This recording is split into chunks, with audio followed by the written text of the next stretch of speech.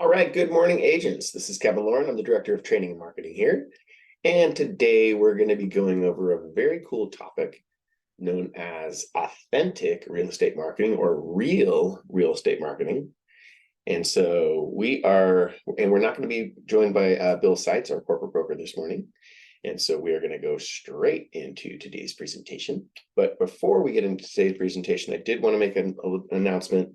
I made the announcement last week that we're having trouble with our credit card processing company. We've switched banks, so that caused all kinds of fun kinks. And so I know everybody's payments have not been processed yet for anybody that is on our monthly program. So we should have that licked by today, but I've been saying that for days. So anyway, as soon as it's resolved, I'll be able to charge everybody's cards, but you'll probably still get some annoying notices from the automated system. So disregard those, and we should have that ready to go in the next couple of days. So today, what we're going to be talking about is authentic marketing. And this is something that we talk about quite a bit, but I did see this. This was an article in Inman a few months back in January. And I think it was, when I read it then, it really resonated, but I haven't had a chance to do an actual webinar about this. So what we're talking about is, what if all of our marketing didn't have to be some kind of marketing, some kind of a fake thing that we're throwing out there, right? What if our marketing can just be authentic and just be genuine and just be a kind of a snapshot into who we are? Well, that might be a better way to go about things, because people do business with people that they like. People do business with people that they can relate to. And so if we're able to relate to people with just being genuine and just being authentic, that is absolutely a great way to do it. So before we get into today's presentation, we are going to bring Debbie Ciccone on real quick. So let me bring Debbie on.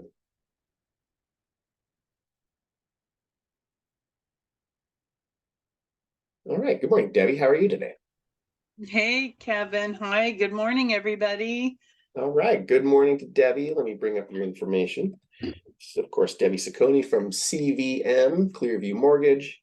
And we can find her on the internet at debbiedoesloans.com. So good morning, Debbie. What's going on today in mortgage land? So I'm just going to talk about a couple of really quick things that I think can be a little bit confusing in this industry. One is the difference between a condo and a PUD. A PUD is planned unit development. Basically, that encompasses developments that probably have an HOA dues. Okay, most likely, in fact, have an HOA dues, because they're going to maintain something in that development, whether it be landscaping, pools, recreation areas, those kind of things. So a planned unit development can also be attached or detached. So you could live in a development that has a single family home, but you pay an HOA dues because there's golf courses, there's landscaping, there's pools, there's things that need to be maintained. A PUD can also be something that's attached that looks like a townhome, maybe. And so the difference, same thing, they have an HOA dues, and there's something in that development that is maintained in some way, and everybody pays an HOA dues. But condos can be attached also, and condos can also look or have the appearance of a townhome. And I think it's because maybe the MLS system does not provide a choice for PUD versus condo versus single family home. It basically may have just single family home or condo. So it may be a condo, but realtors will describe it as a townhome, this beautiful townhome. Well, that's not really a legal description. That is a physical description. That's what it looks like. It looks like a townhome, but townhome is just simply not a legal description of any kind. So it could be a condo that is attached to another condo on one or both sides. Also, you could have a detached home that is considered a condo. And here's the difference with condos. And I'm not talking about the ones that are single family homes that look like single family homes detached from any other home. But the ones that are attached, a condo, you only own the airspace in the condo. You don't own the land. So chances are the HOA, they're going to be maintaining, the roofs. If you have leaks on balconies, those kind of things, because you don't really own the structure. You don't own the land beneath the structure. You own the airspace inside that unit. That is a condo. Now, if it's a detached condo, that's a little bit different. That could just mean that 5 homes were built on one lot. And they were, all separate homes. You may not own the land. You have an undivided interest in the land, but you own the structure. Usually you're going to have to maintain that structure yourself because the roofs are not touching another roof next door or on both sides. And PUDs, planned unit development, you own the land beneath. Whether it's attached to other units, whether it looks like a townhome, or whether it looks like a single family home to you, you basically own the land beneath that property. So that really gets into FHA and VA. You really have to make sure if it's a condo or a PUD, if it looks like a townhome, or if it's described as a townhome, we really have to find out, is it a condo or is it a PUD? Because when we're doing FHA or VA loans, if it's a PUD, the development does not have to be FHA or VA approved. This is only if it's a condo. If it's actually zoned as a condominium on the title records, then the whole development has to be FHA or VA approved. We can do spot approvals, by the way, for FHA, but you better make kind of a long escrow on that one because there's a lot of documentation required to get that one unit FHA approved in a development that is not FHA approved. But that's a great resource that we have. The other thing really quick that I want to mention, because there has been some interest in manufactured homes versus mobile homes. Do we do loans on those? You can call it whatever you want. You can call it a mobile home or a manufactured home. The criteria for us to do a mortgage, a home mortgage on that property, is that, first of all, the biggest thing, they have to own the land beneath it. So when you look at those mobile home parks that are like having a space rent, they're renting that space. They don't own that lot. They're just renting a space. I do have, if anybody needs, a mobile home referral that can do loans on mobile homes that do not own the land. They are paying a space rent. But for us to do a mortgage on it, it's got to own the land, number one. Number two, has to be built, you might want to write this down, June 15th, 1976 or after. It also has to be double wide, can't be single wide. So double wide has to be built June 15th, 1976 or after. It also has to have a permanent foundation, which is also called a 433A. So we have to have the 433A recorded. Also, in some cases, if it's a government loan, FHA or VA, they may require an engineering cert, which just means that, thank you, Tasha. I've given that Kathy's name to Tasha a couple times, but it's it's got to have that permanent foundation. Permanent foundation doesn't necessarily mean it's sitting on a concrete slab, although that could be one way. But most of the time, it can be set up off the ground, and there's rebarb giant wires that connect the unit into the ground. And so, to put it simple, that's what the 433A is. But an engineering cert is going to be required for a government loan to basically, especially if it's been a while since that 433A was completed, the engineering cert has to come and just certify that, hey, it's still okay, and it was done in a proper fashion and to code. Also, some of those manufactured homes could also be in a flood zone. There's a couple of developments close to where I live that they're also in a flood zone. So we also need an elevation cert. And also government loans need a septic cert if it's on, if it has a septic system. So 3 things to remember on a manufactured home: it has to be double wide. Probably 4 things. It has to own the land beneath, has to be built June 15th, 1976 or after, and it has to have that 433A permanent foundation. So hopefully these tips will help you maybe even get more business, because if someone was pre-approved FHA, and that's the only loan they can get because maybe their credit, their down payment, or whatever, there's options to get a spot approval, or just make sure that that condominium development is FHA approved. And even further than that, see if it is a condo, because if it's not a condo and it's a PUD, then it doesn't have to be FHA or VA approved. It's like a single family home, basically. So anyway, if you have any questions about those, don't hesitate to call me. But just a few little tips today, and I hope you guys have a wonderful week and be successful and think positively. Right on. I always dig that.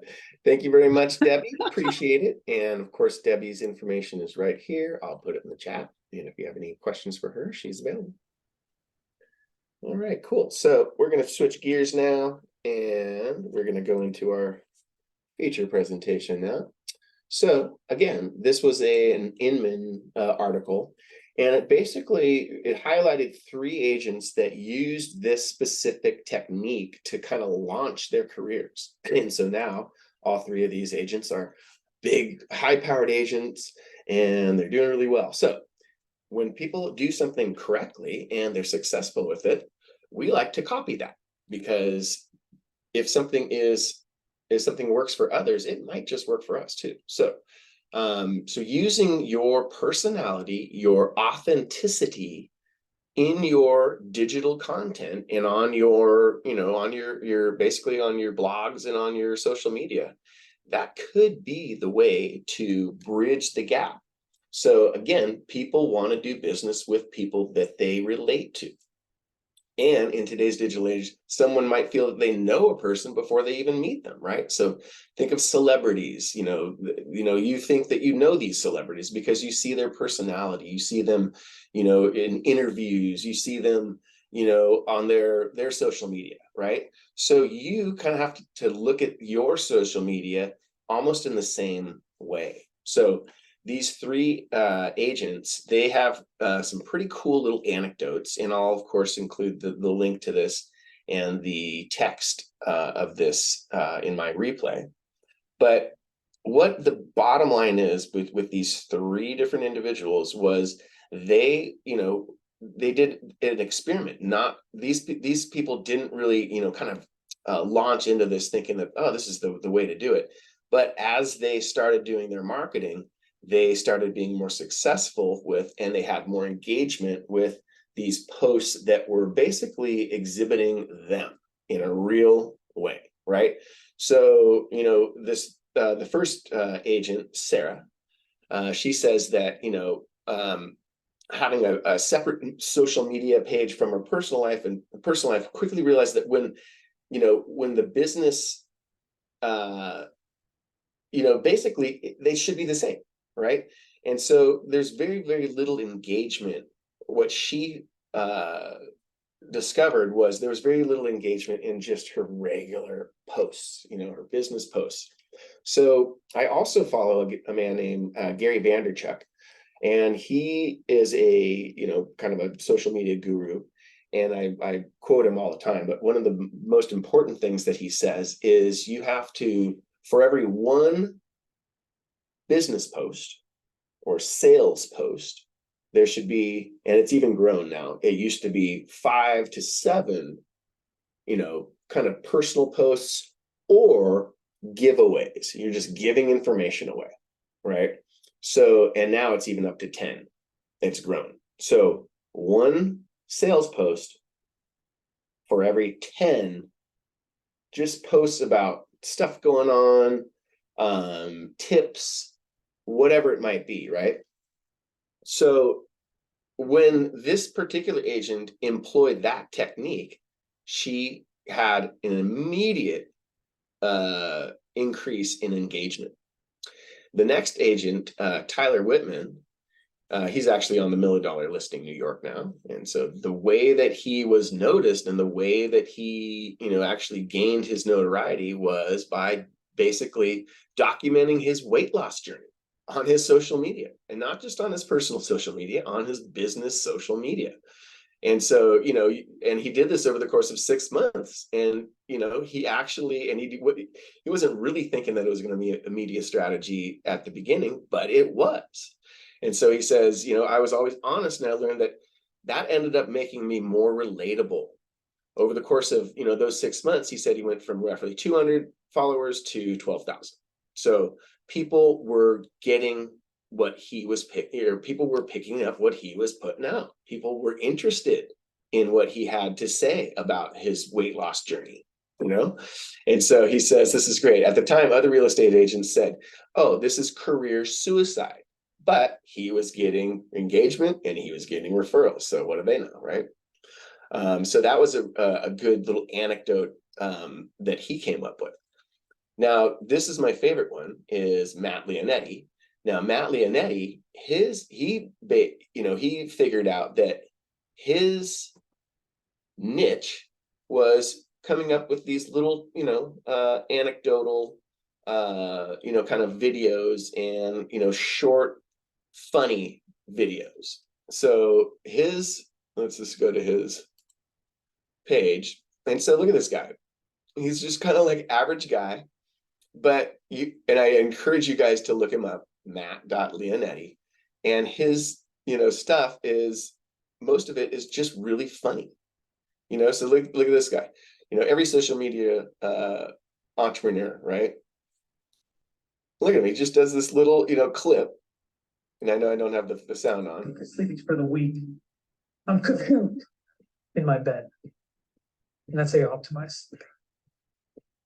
I know how to optimize sleeping, and to be honest, looking at, so this guy's ridiculous, right? And he gets tons and tons of, you know, people, you know, that want to follow him, right? And they want to, you know, find out what he's going to do next. And so all of his little, and he does lots of videos, which I always say are really, really good. And look at him, he's just sitting in his car. So funny that, you know, that these days you can just do a video in your car, you could say something silly, and this guy's getting engagement like nuts. 3,161, you know, likes on this, 4,000. I mean, it's insanity, right? So this guy, he literally, that's his niche, is just being himself, you know. And he's not particularly, you know, flamboyant or anything like that, but he's just being real. He's 100% being authentic. And so definitely check out his feed, because it's pretty funny. So another agent, a a real estate agent with Alta is Crystal Burns, and she does a very good job of the same kind of thing, just being herself, just posting, fun stuff. And she is an absolute fun-loving gal. And when she makes a sale, she has her buyers take a picture with the key, Crystal Burns Realtor key, super cool with the Alta logo. And you can get those from RESS Signs, of course. But this is, a good depiction of one of our own agents using this technique and getting herself out there by just being authentic. Another agent that we follow is Katrina Smith, and she takes and again, she's just being authentic. She's just being her. She does a lot of videos, and it's, they'll be, 1 minute, there'll be 30 seconds, there'll be 45 seconds, and it'll just be some quick little thing about what's going on in the industry. And again, she's just being herself. She's just being real. People want to relate to her, right? So this kind of marketing is, first of all, I think easier because you're not trying to be something that you're not. And also it should come as a much more natural way to do marketing. So instead of like, I have to come up with something so, incredible or so engaging. No, just be yourself. Most people relate to that. They understand that you're human too. So, and the last guy, or that was Matt, but Tyler Whitman, he is now like this huge star, right? He's on $1 Million Listing in New York, and he's got his podcast, and he's this full real estate star now, and he has not been in the industry that long. So these are just ways that you can, and he's just 100%, he's being goofy, he's being himself, he's just doing his own thing, right? He's showing things that he's into, right? So I want you guys to do the same thing in your marketing. And I want you guys to think about how you can relate to others through your social media without being obnoxious. And, that way you're going to stay top of mind. We always talk about the function of our marketing is to stay top of mind for when these clients and these prospects and these people within our sphere of influence actually need a realtor, because most of the time they don't. And we know that going in. So we just have to be that consistent little drumbeat. And if you can do it with a little bit of humor, if you could do it with a little bit of authenticity, it goes a long way, because you're not trying to be somebody you're not. You're not trying to oversell yourself. You're just being who you are. So I really encourage you guys to take that approach in your marketing, in your social media, and I think that's going to go a long way. So that is all I have for you guys today. Next week, I will be out. I will be traveling, so we won't have a Wednesday webinar next week. But I encourage you guys to get out there, make it a great week and a productive week. And we will see you guys in 2 weeks on the webinar. Have a great day. Bye-bye.